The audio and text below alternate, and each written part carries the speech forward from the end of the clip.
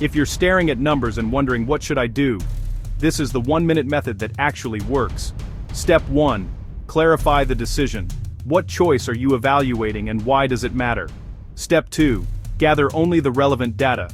Drop sunk costs. Drop emotion. Focus on incremental costs. Focus on incremental benefits. Step 3. Use 2 simple tools. Contribution margin for short-term choices. NPV for long-term projects. Quick tip: always state your assumptions. Graders love clarity. It protects you. If data changes, pain point solved. Build a 1-line decision matrix, list criteria, weight them, score each option. Final trick: write the recommendation first. Show how the numbers prove it. Decision rationale calculation. Need a template or a walkthrough of your assignment? Drop it below or hit the link. Get a step-by-step fix so you turn confusion into confidence. You've got this. Make the decision like a pro.